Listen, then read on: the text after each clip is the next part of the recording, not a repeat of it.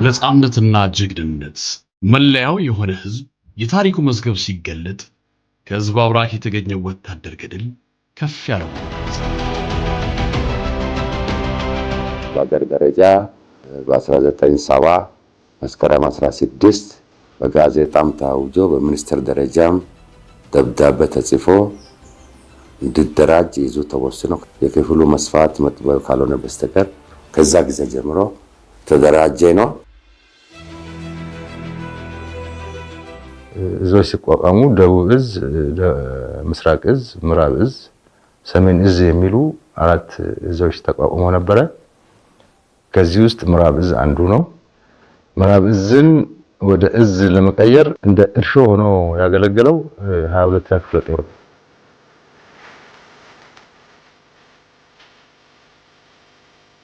የውጭው ሶማሌ ወረራ በሀገራችን የሚያደርግበት ሰዓት ምስራቅ ያለው ሀገራችን ክፍል ምስራቁ የዝም ሲመክትና ሀገራችን ህዝብ ከጫፍ እስከ ጫፍ ወጥቶ በሚመክትበት ሰዓት በሱዳኑ አንዳንድ ምልክቶች ነው። እነዚህ ምልክቶች ሰራዊቱም እንደ ህዝብም በርካታ የሀገራችን ሚሊሻም ሌላውም እንደ ኢትዮጵያ ህዝብ ሆ ብሎ ያንን የሶማሌን ወረራ ለመመከት ወደ ምስራቁ ሲዘምት ከኋላ ምናልባት ክፍተት ካገኘው ሞክራለሁ ብሎ የማሰብ ሁኔታ ስለነበረ ቶሎ እንዲደራጅ ነበር። ከዛ ጀምሮ ያንን ከመግታትም ከመመከትም ጀምሮ ነው ታሪኩ የሚጀምረው።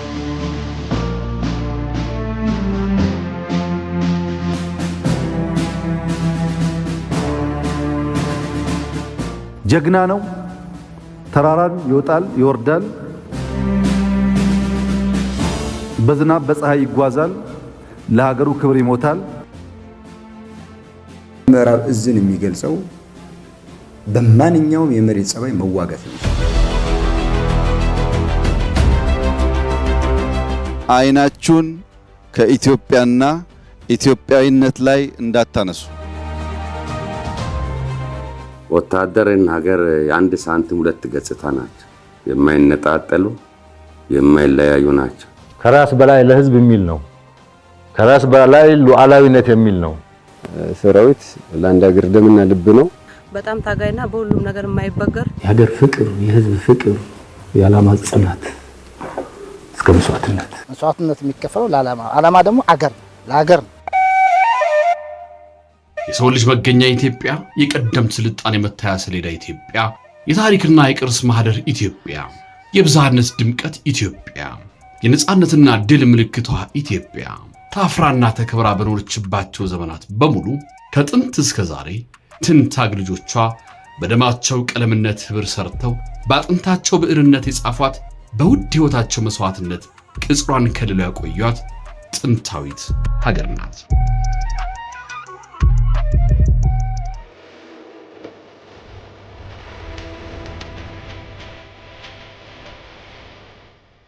ለጦራችን በዛን ጊዜ ነበሩት የሚመረሱ ዋናነት የነ 31ኛ እና 22ኛ የነበሩ ጦሮች አሁንም ያሉ ባዷችን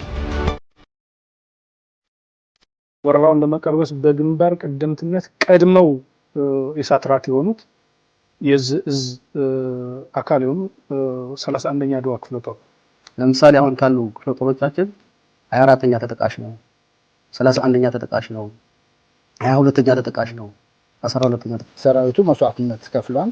የሰራዊቱን መስዋዕትነት መነሻ ተደርጎ ባድመ ላይ የክፍለ ጦሩ ሰማዕታት ሐውልት የሚሰራ 17 ኪሎ ሜትር በጥልቀት ገብቶ አዲስ አበባንና ደንበገዳሙን በማጥቃት ባድመን ነፃ ያወጣ ክፍለ ጦር ነው። ባድመ ላይ ባንዲራ ያውለበለበው 22ኛ ክፍለ ጦር ነው።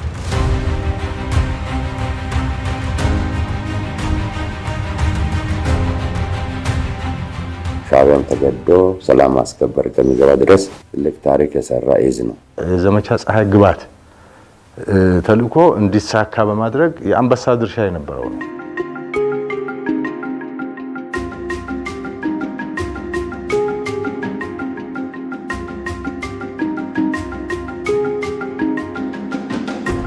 ሀገራችን ላይ ጃት ጦርነትን በታወጀ ጊዜም ክፍለ ጦሮቻችን በዋናነት 44ኛ 12ኛ እና 43ኛ ተሳተፉበት።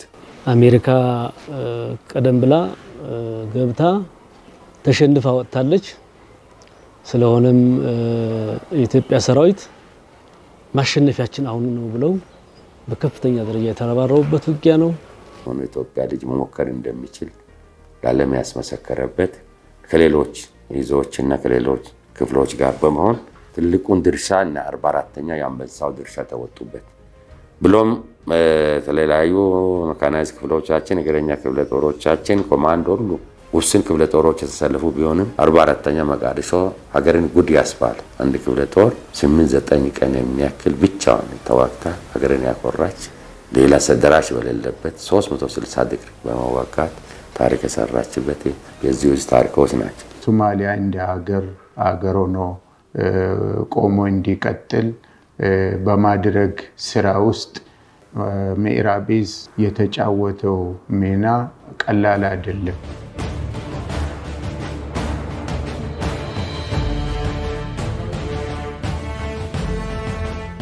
ሙሩል ጎሳ ከውጭ መጥቶ የሀገራችን ጋምቤላ ክልል ጥቃት ፈጽሞ ልጆች ጭምር ከብት ሁሉ የዘረፈበት ሁኔታ ነው ነበረው። 108 ህፃናትና ወደ 2000 ከብቶችን ነርተው ዜጋን ገለው በሄዱበት ጊዜ ቻው እነዚህ ልጆች ሳናመጣ እንመለስም እያለ ነው ጦሩ የተሻገረው። በአስቸጋሪ በክረምት ወንዙ በማሻገር በማይችልበት ሰዓት ይህንን ተንቀሳቅሶ እነዛ ልጆችም የገቡበት ገብቶ 200 ኪሎ ሜትሮች በላይ ወደ ሱዳን መሬት ገብቶ ለኢትዮጵያ ህዝብ ድል ያበሰረ ዕዝ ነው።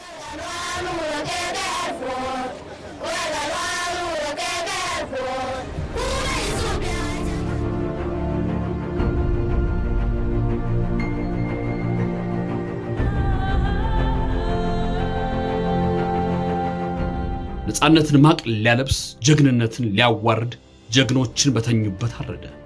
የሰሜን ዕዝ ጀግኖች ያጎረሱ እጆችን በጭካኔ ነገሰ።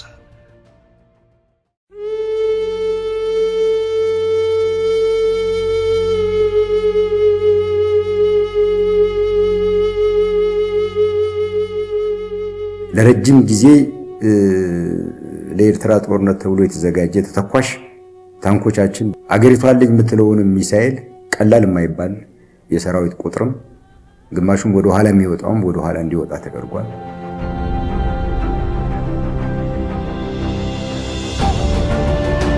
በእንባ የተሞሉ ዓይኖች፣ በሌት የተከተኩ እጆች፣ በሐዘን የተቃጠሉ ልቦች ህብር ፈጥረው ለሕግ ማስከበር ስራው ተሰማሩ። ትልቁኛ ፔኔትሬት አድርገን ወደ ዋናው ግራና ቀኝ አሁን አይታችሁ ከሆነ መድፎችን ታንኮችም ያስጣላቸው መጣቸው በትንሽ ኃይል ማጥቃት አቅጣጫ ስለምናበዛ ሊቋቋመን ያልቻለ እሷን ሲስተም መጠቀም ነው። ሁለተኛ አሁን አማርያ ነሳት ትልቁ ነገር ይሄ ኃይል እዚህ ነው መጨረስ ያለ።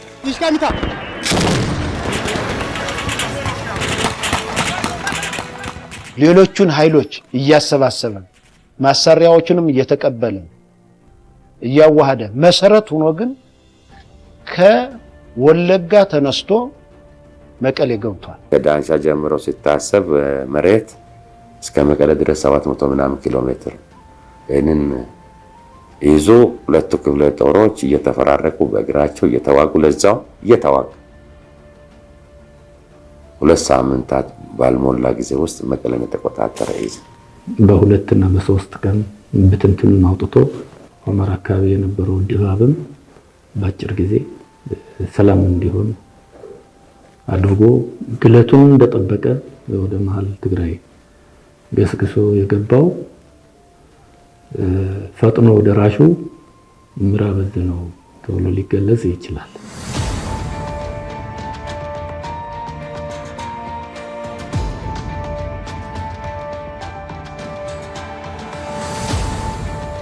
ምዕራብ ዕዝ እንደዛ ባይዋጋና እንደዚህ አይነት ባከሽፍ ኖሮ ቀጣዩ ጋዎቻችን በዛ ቁመና ነው ወይስ መቆየት የሚችሉት የሚለው ጥያቄ ውስጥ የሚከት ነው። ሌላው ጎሮሮ እስከ ወሪ ቴዎድሮስ ያደረገችው ምን ጊዜም ከአይምሮ አይጠፋም።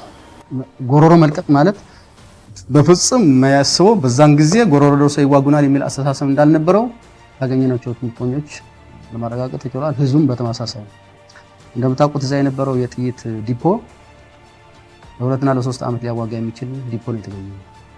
ጠቅላላ ከኛ የወሰዳቸው መድፎች አብዛኛዎቹ አራግፏቸው ሄደ ያቦታ የተሰጠውን ግዳጅ ከሌሎቹ ጋር በመተባበር የህግ ማስከበር ዘመቻውን በ17 ቀን ነው የጨረሰው።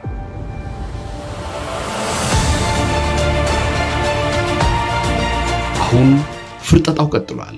የተነፋው የውሃት የትቢት ጎማ ተንፍሰዋል። የምዕራብ ጀንበር ልጆች ህግን በደማቸው ቀለምነት ለማስከበር ቆላ ተንቤን የወረደውን ኃይል ማሳደድ ይዘዋል። በፍጥነት ወደ አገረ ሰላም ወደ ተንቤል የተደረገ ውጊያ ነው የነበረው። በዚህ ውጊያ ላይ በጣም ከፍተኛ ግዳጅ ነው የፈጸመው። አባይ ስብሐት ለምንድን ነው ያመለጥከው ሲባል ከናንተ ለመሸሽ ብዬ ማን ያወጣሃል እናንተ ታወጡኛላችሁ ብዬ ነው የተናገረው። እንዳለው ደግሞ እኛ ያዝነው እኛ ደግሞ ተሸክመን አወጣን። ማዕከላዊ ኮሚቴ ማዕከላዊ አመራር ከመልቀም ባለፈ በዛን ሰዓት በአገሪቱ ደረጃ የብር ለውጥም ነበረ። ያ ሁሉ ብር ሳይለወጥ ሸሽቶ ብር ወደ ባንክም ሳይገባ ሰርቆ ወደ በረሃ ወሰዱትንም ተከታትላ አስቀርታ ወደ መንግስት እንዲመለስ የተደረገበት የተነጠቅነውን ትጥቆች በሙሉ በማስመለስ ከፍተኛ ሚና ነበረ። ወደ ሽምቅ ነው ያስገባ ነው። ከመካናይዝድ ወደ ሽምቅ እንዲገባ ያደረገው እንዳይቋቋም ማዛባቱንም መደምሰሱንም የፈጸመ ትልቅ የሀገር ባለውለታ ነው ማለት ይችላል።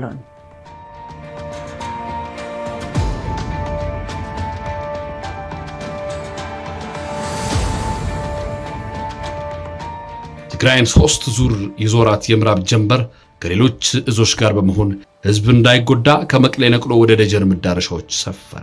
የሀገር መከላከያ ሰራዊት ማስ የሆነውን ህዝብ እንደ ጠላት ወስዶ በታሪክ ውስጥ ጥቁር ጠባሳ ጥሎ እሱ የሚሸማቀቅበት ዓለምን በብዙ ዱላ ኢትዮጵያ ላይ የሚነሳበት ነገር ከሚፈጠር ደጀን ወደምንለው ህዝብ ጠጋ ብለን ከኋላችን ደጀን አስቀምጠን በምርጫው የጥሞና ጊዜ እንደተባለው የጥሞና ጊዜ ለህዝቡ እንስጠው ብለን ይወሰን።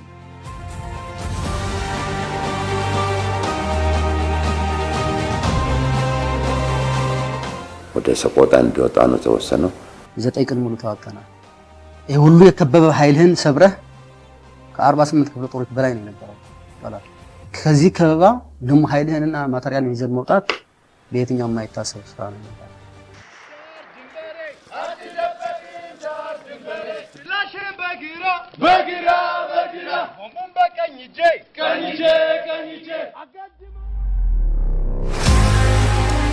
ጭና የጉም መጋረጃ ተጋርዶበት ጠላት ወሳኝ የሚለውን ስፍራ ይዞ የሚገኝበት ቦታ ነው። የጀግንነት የስበት ማዕከል በሆነው ጭና የነበረው ውጊያ አስገራሚ ጀብዶ የተፈጸመበት ነበር። የኢትዮጵያን ህልውና የማስጠበቅ ወሳኝ ተጋድሎ የተደረገበትና ጀግንነት በተግባር የተረጋገጠበት ጦርነት። ይህ ውጊያ ቢሳካ ኑሮ ምን ነበር የሚሆነው የሚለው በጣም ለአገሪቷ እና ለመከላከያ ከፍተኛ ችግር ነው የሚደርሰው።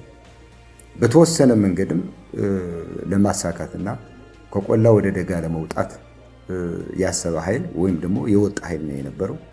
በዛ ሰዓት ላይ ግን ምዕራብ እዝ ከላይኛው አመራር ጀምሮ እስከ ታችኛው አመራር ማዋጋት ሳይሆን መዋጋት፣ መምራት ሳይሆን ትላልቆቹ መሪ ዱሽቃንም ብሬንም ይዘው ነው የተዋጉት። በዛ ውጊያ ላይ ትልቁ ኃይል የሚለውን ኃይል በሚገባ የተመታ፣ በተመሳሳይ በወገን ላይ ደግሞ ከፍተኛ ለሌላ ድል መንጠሪያ የሆነ ስራ የሰራ ነው።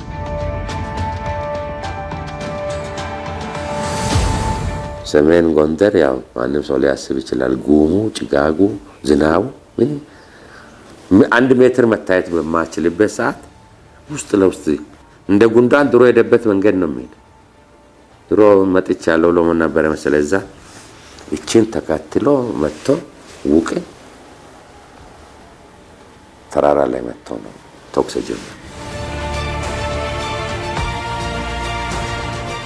ጭና ላይ በነበረው ማዕከላዊ ማነው ምዕራብ እና ሰሜን ጎንደር አካባቢ በነበረው ውጊያ በጣም ሁነኛ አስተዋጽኦ ያበረከተ የጠላትን አክርካሪ የሰበረ ከዛም በላይ ደግሞ ጠላት በከፍተኛ ደረጃ እንዲደመሰስ ያደረገ ኃይል ጭና ወቅል ላይ ሰሜን ጎንደር ስንዋጋ ያን ኃይል ይሄ ኃይል እንዳይሆን አድርጎ ብቻ ሳይሆን በመጣበት እንዲቀር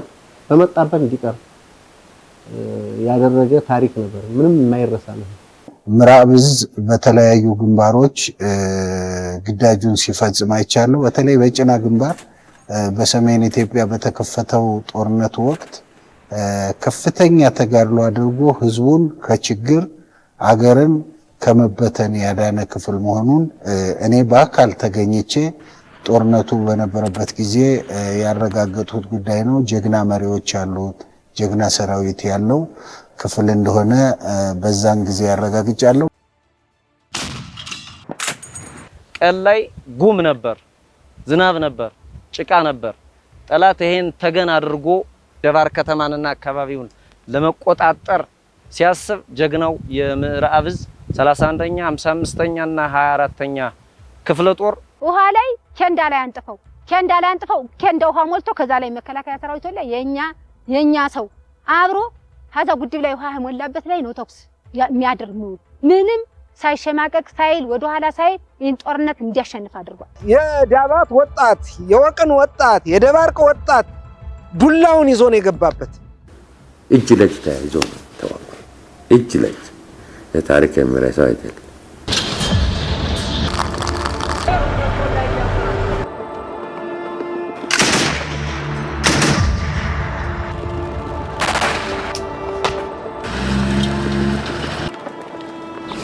ወታደር ፈተና ልብሱ ነው፣ ድል አክሊሉ ናት። በእሳት ውስጥ ማለፍ፣ ረመጡን ረግጦ ነበልባል ሆኖ መውጣት፣ ሞትን ፊት ለፊት ገጥሞ መርታት የዕለት ከዕለት ሕይወቱ ነው። ብዙ የማይረሱ አጋጣሚዎችና ቀናት በምዕራቡ ጀንበር ጀግኖች ልብ ውስጥ አሉ። በእያንዳንዱ ተናጠል ውጊያ ከባድ ውጊያ ነው ያደረገው። አዳሀገራ የነበረው ውጊያ፣ ከዛ አፈጋጋህ ላይ የነበረው ውጊያ፣ አክሱም ላይ የነበረው ውጊያ፣ በተለይ ደግሞ አድዋና ተንቤል ከባቢ ላይ የነበረው ውጊያ፣ መጨረሻ ደግሞ ሐውዜን ላይ የነበረው ውጊያ ከባድ ነው። በጊዜው እንግዲህ ምዕራብ ዕዝ 12ኛ እና 24ኛ ክፍለ ጦር እና ሙሉ ስታፎቹን የራሰው ድጋፍ ሰጪዎቹን ይዞ ነው የገባው።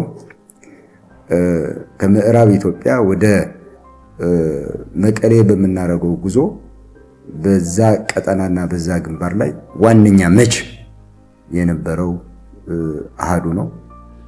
ጠላት ወደ ደብረ ብርሃን እየገሰገሰ ነበር።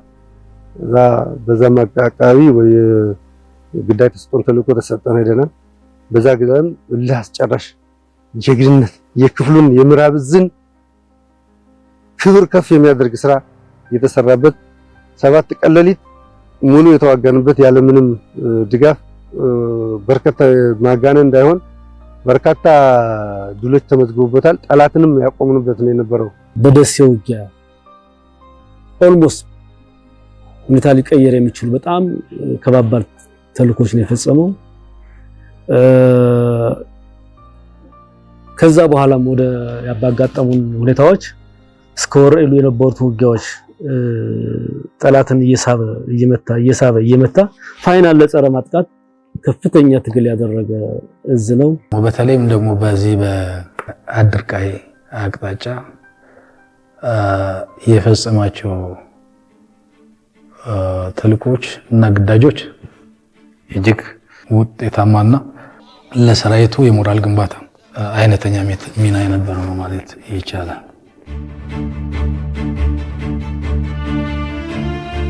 የህወሓት ኃይል በሁለቱ ኮሪደሮች ላይ ዘመቻ ከፍቷል። ወደ ሱዳን የሚያስወጣው የምዕራብ ኮሪደርና ወደ ምስራቅ የሚያዘልቀው የአፋር ኮሪደር። እነዚህን የህልውና ሳንባዎች ለመታደግ ምዕራብ ዕዝ በተጠንቀቅ ይገኛል። ታሪካዊ ጠላቶቻችን ጋርም ለመገናኘት እንዲመቸው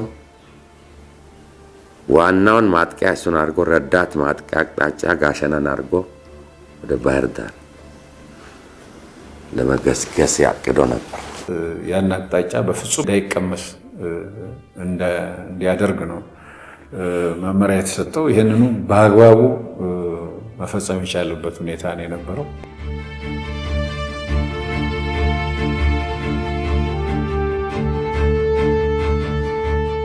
ህዝባዊ ወገንተኝነቱን በሚገባ ያረጋገጠ የሀገራችን አለኝታ ከሆኑት እዞች አንዱ ጀግናው የምዕራብ እዝ ነው። ምዕራብ እዝ ጠላትም ወዳጅም በአግባቡ የሚያውቀው ነው። ወገን ሁሉ የሚኮራበት እንደ መከታ አድርጎ የሚያየው ክፍል ነው።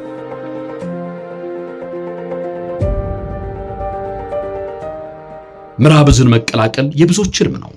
ጀግነት እንደ ንጹህ አበባ ነው፣ ጀግኖችን ይስባል። ልምዱና ወኔውን ቀስሞ ጀግና ሆኖ እንዲወጡ ያስችላል።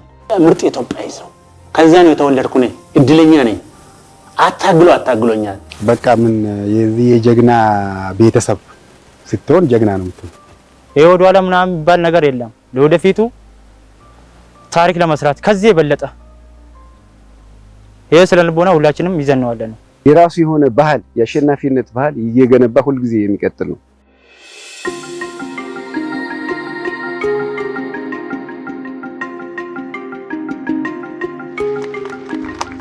ምዕራብ እዝ በትግራይ በነበረው ውጊያ ይህንን ጥፋት ይህንን ክፉ ሐሳብ የወለዱ ሰዎች እንዲያዙ እንዲደመሰሱ ከፍተኛውን ድርሻ የተወጣ ክፍል ነው። እምሽክ ስላደረጋችሁ ስላሸነፋችሁ የዛሬው ቀን የምዕራብ እዝ የድል ቀን። የፈጸማችሁት ጀግንነት ያሳካችሁት ድል ኢትዮጵያውያንን ያኮራ፣ ጠላት ያስደነገጠ፣ የኢትዮጵያ ወዳጆች ጀግንነቷ ተነግሮ የማያልቅላት ሀገር ኢትዮጵያ እንዲሉ ያስቻለ፣ ህዝባችሁ በልጆቹ ጀግንነት የኮራ የሀገር መከላከያ ሰራዊት የኢትዮጵያ ህልውና መሆኑንና የጠላት ያልበሰለ የጦር ስልትና ፍላጎት ሙሉ በሙሉ የከሸፈበት የጀግንነት ውሎ ስለነበረ እናንተ የኢትዮጵያ ጀግኖች እንኳን ደስ አላችሁ ብላችሁ ፈልጋለሁ።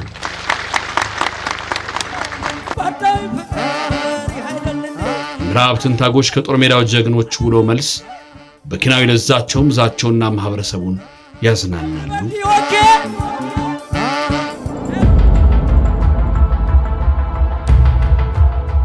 የምዕራቡ ጀንበር ጀግኖች ጣፋጭ ድልና አጎናጽፎን መራራውን ሞት ፈገግ ብለው ተጎንጭተዋል። በእያንዳንዱ የጦር አውድ ዋጋ ተከፍሏል።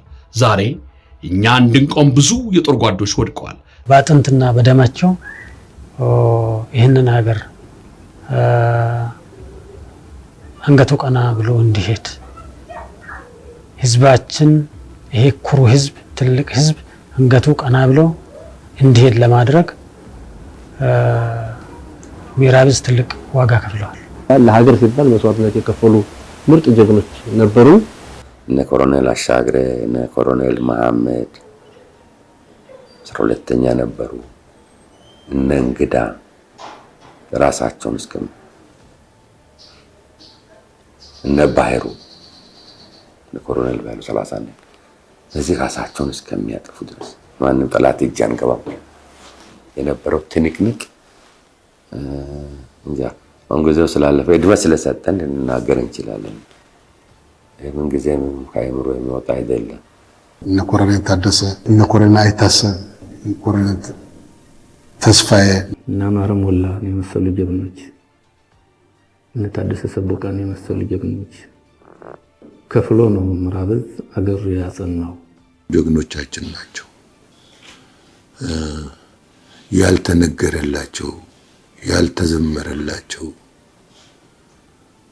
ሰማዕቶቻችን ጀግኖቻችን ብዙ ናቸው።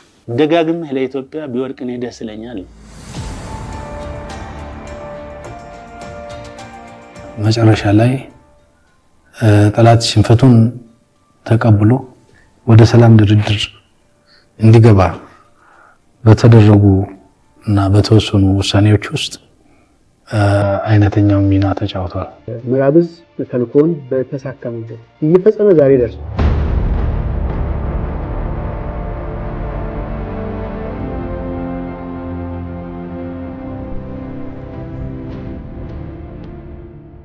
ወታደር ሲቆስል የሚያክሙ ሐኪሞች፣ ሎጂስቲክሱን የሚያሳልጡ መኮንኖች፣ በአየር የሚራመዱ ተዋጊዎች፣ በጥገና የሚረባረቡ ባለሙያዎች። ስምረት ነው ድሉን የሚወልድ፣ ደጀነትን የሚያጸናው፣ ጽናትን የሚያተጋው፣ ጨለማውን የሚያነጋው። አንድ ስራው ድል አደረገ ሲባል በስተጀርባ ጠንካራ ዝግጅት የሎጂስቲክስ ክፍል በጊዜ ስራ የሚሰራ ክፍል እንዳለ ይታወቃል፣ ይነሳል። የነበረው የሎጂስቲክ አቅም የነበረውን የትጥቅ አቅም በተለይ ደግሞ በእኛ መምሪያ በጤና ዋና መምሪያ የጤና ተቋማትን ሲያካሄድ የነበረው የአመራር የአደረጃጀት አቅም እጅግ ለሁላችንም የሚያኮራ ነበር።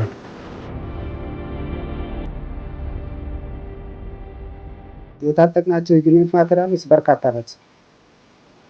በረጅም ርቀትም በመካከለኛም በአጭር ርቀትም አሉ። እነሱን አቀናጅተን ውጊያውን ከመምራት አንጻር ከፍተኛ ሚና ተጫውተናል ብለን እናስባለን። ቴክኖሎጂውን የሚመጥን ሙያተኛ በማፍራትም ይዙ ያደረጋቸው እንቅስቃሴዎች ግንባር ቀደም ከሚጠቀሱት ውስጥ ነው ማለት ነው። ኦሮሚያ የተፈጠረውን ችግር ሸኔ አይፈታውም፣ እኛ ነን የፈተነው።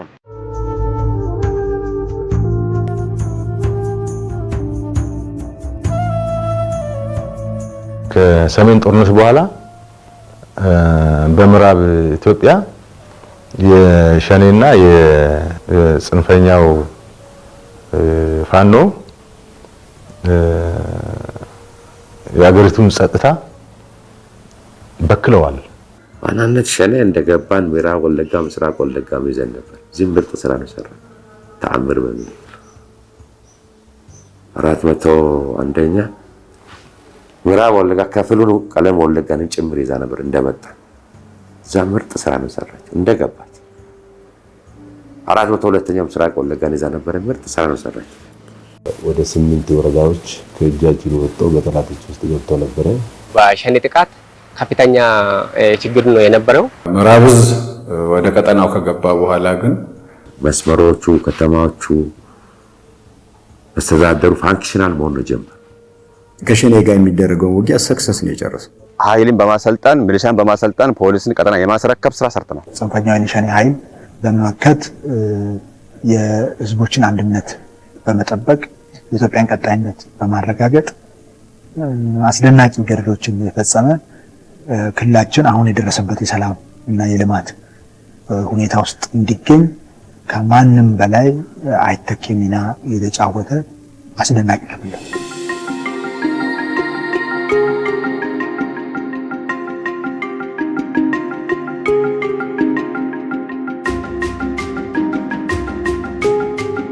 ከዚህ በፊት የነበረውን የሰላም ድፍርስ የመከላከያ አንድነትና የምዕራብ ዕዙ አንድነት ተስማምተው ሌት ተቀን በመስራታቸው ነቀምቴ ከተማን በአሁኑ ሰዓት ይኸው እንደምታዩ ህዝቡ እየተንቀሳቀሰ ነው። በሰላም ሰላም ወርዶ ተማሪው እየተማረ ነጋዴው እየነገደ ሁሉም ነገር እየተስተካከለ ነው። ከህዝብ አብራክ የወጣ ሰራዊት ነው። ስለዚህ ሰራዊቱ ከህዝቡ ጋር በመተባበር የልማት ስራዎችንም በመስራት ህዝቡን ድምጽ እየሰማ ህዝቡ ምን ይላል እያለ እየመከረ ስራውን በደህና ሁኔታ እያከናወነ ስለሆነ አሁን ነቀምት ከተማ ሰላም ነች ማለት ይቻላል። መንገዶች በሰላማዊ ተሽከርካሪ እየተንቀሳቀሰ ነው። ንግድ እየተሳለጠ ነው ያለው። ከተሞች ሰላማዊ እንቅስቃሴ ነው ያለው። ባለንባቸው ቀጠናዎች ኦላን በቃ አከርካሪውን በመምታት ከመሬት እንዳይነሳ አድርጓል።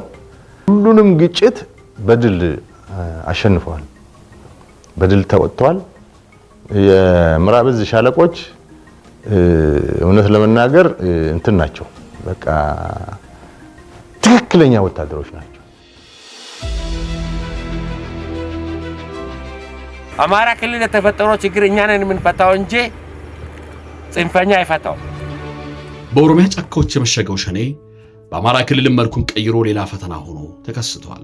ጽንፈኛው ፋኖ የራሴ ሰራዊት ነው የሚለውን አብሬ ተሰልፌ ከህወሓት ጋር ተዋጋሁ የሚለውን አፈሙዝ አዝሮበት ህዝብ አደናግሮ ሻለቆቹ ለየብቻ ናቸው ያሉት እያንዳንዱ ሻለቃ ከቦ ህወሓት በሰሜን እዝ ላይ የደገመው ነው የደገመው። ከሰሜኑ መጀመሪያ ተከሰተው በላይም ጭምር አንዳንድ ቦታ 403ኛ ኮር ላይ በይዛችን ላይ ባላስብ ነው ሻምበሎቻችን ሻለቆቻችን ተበትነው ስራ ባሉበት ትልቅ እንትን ተፈጠረው እና አጠቃላይ የነበረውን ጅምበር ለማሳካት ተብሎ ኃይል አሰማራን። ባሰማራነው ኃይላችን ያው ጽንፈኛው ኃይል ማነው አመጹ እንዲቀጥል አደረገ። መጣብህ የሸኔ ወታደር መጣብህ የተለያዩ ስሞች በመስጠት ማተፍ ሊያስቆርጥ ነው በሚል ነው የጀመረው። ከዛም በኋላ ደብረ ኤልያስ ላይ የገጠመውን በተለይ ከጽንፈኝነት ጋር ተያይዞ እዛ ውስጥ በሃይማኖት ሰበብ ተመሽጎ የነበረውን ኃይል መልክ ለማስያዝ መስዋዕትነት ከፍሎ መልክ ለማስያዝ የተሄደበትም በወራሪና ዘራፊው ጽንፈኛ ኃይል የነበረውን ክልሉን የማፍረስ እና አገሪቱን የማናጋት አደጋ በግንባር ቀደምትነት የደረሰ ክልላችን ላይ የደረሰ የምዕራብ ህዝብ ሁኔታው የነበረውና እኛ ያለንበት አንድ አይደለም። የጠላት በጣም ብዙ ነው። እኛ ደግሞ ወይም ቦታ ደግሞ ፈርተን አለቀቅንም። አነስተኛ ልን ብንሆንም የጠላት አንገት አስደፍተናል። ይበልጥ በደጋ ዳሞት አካባቢ ሁለጦር አመራሮቻችን እነ ኩመላ ሳይቀር ሁለተኛ ቡሬ አካባቢ አማኑኤል አካባቢ ቸየት ሊበል ደንበጫ አካባቢ ተከሰተው በጣም ከቁጥጥር መውጣት የሚችል ሁኔታ ነው። ግን ከቁጥጥር እንዳይወጣ መከፈል ያለበትን ነው ከፈለችዋል። ነገሮች ወደ ሌላ እንዳይቀየሩ መክፈል ያለበትን ሁሉ ነው ተከፈለው። የሚገባውን ከፍሎ እንደ ብረት ቀልጦ ነው። በተለይ ለዞናችን ህዝብ 403ኛ ኮር ለምስራቅ ጎጃም ህዝብ ልዩ ስጦታ ነበር። ህዝቡን ከጽንፈኛው እየለየ በመምታቱ አሁን ህዝቡ ከሰራዊት ጎን እንዲሰለፍ ተደርጓል። የጠላትን ሐሳብ ያመከነበትና ትልቅ ስራ የተሰራበት ወቅት ነው የነበረው። አምና የነበረውን ሁኔታ ቃለው ዘንድሮ ያለውን ሁኔታ ማቃለው ከፍተኛ የሆነ ለውጥ ነው ያለው። በጠላት ላይ ከፍተኛ የሆነ ሰብአዊና ማቴሪያላዊ ኪሳራ አድርሷል። ጠላት ሞራል እንዲሰበር አድርጓል። ህዝቡን ለመያዝ እየተሰራ ያለው ስራ በጣም ከፍተኛ ነው። በርካታ የጠላት ሴሮች ተጋልጠዋል። በርካታ የጠላት ንብረት እንዲወረስ ተደርጓል።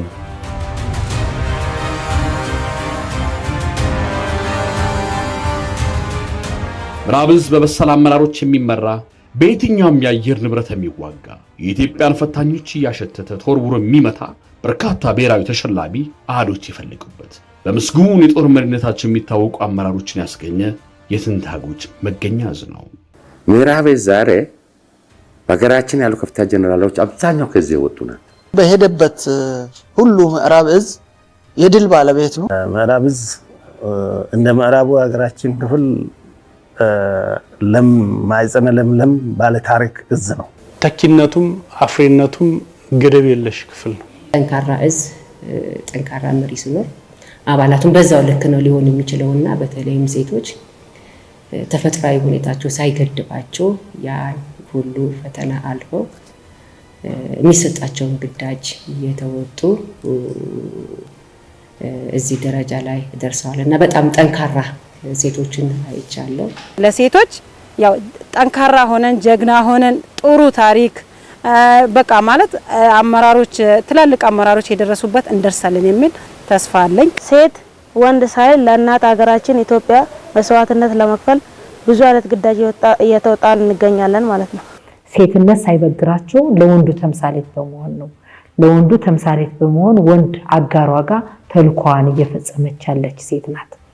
ይህ ማለት በውጊያ አፈጻጸም ላይ በጣም ውጤታማ እየሆኑ ያለው በታሪካችንም ሴቶቹ እየተዋጉ የመጡት ያን ታሪክ ይዘው ነው እየቀጠሉ ያለው። ማድረግ የሚገባንን ነገር እናደርጋለን ቲዮሪ ሳይሆን በተግባር እናረጋግጣለን።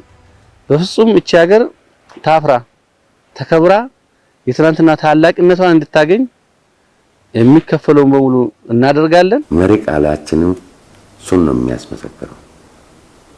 የጽናት ተምሳሌት የኢትዮጵያ ጋሻ ነው።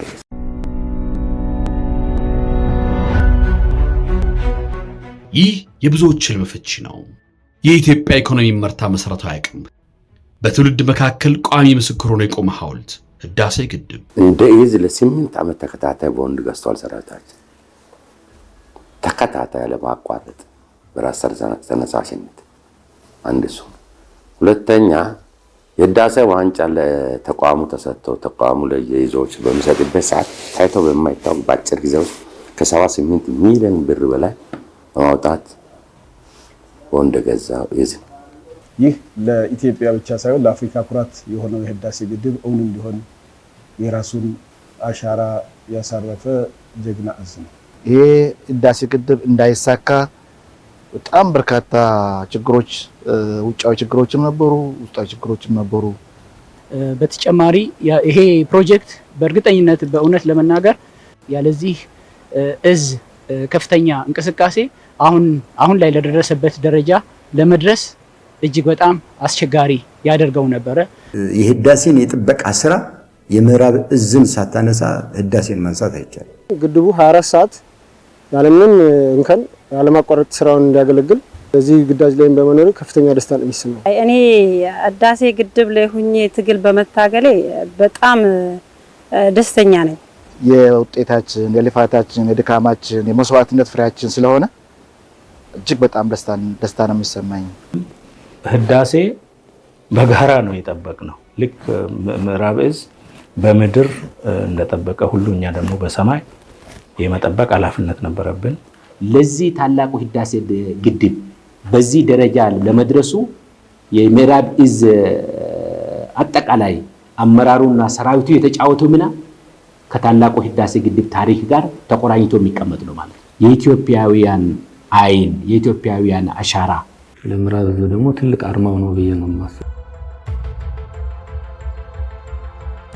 ኢትዮጵያ ለወደፊት እኔ የምመኘው ሰላሙና አድጋ ማየት ፈልጋለሁ። ወደ ድሮ ሰላሟ ተመልሳ ባልጽጋ ማየት ፈልጋለሁ። ኢትዮጵያ ሀገራችን ባልጽጋ አድጋ ሰላም መሆን ነው የምንፈልገው። ኢትዮጵያ ሰላም ሆና እንደምትቆይ ፈልጋታለሁ። በአገር ለሚከሰቱ አደጋዎች ከውስጥም ከውጭም ለሚቃጡት ሁሉ አስተዳደርም፣ ሲቪል አስተዳደርም፣ ፖሊስም፣ ሚሊሻም፣ ሃይማኖት መሪም፣ ፓስተርም፣ ቄስም፣ ሼክም ምንም ሆኖሳል ሀገር እዚያ ደርሱ ማንም ይክዳል ብዬ አልገምትም።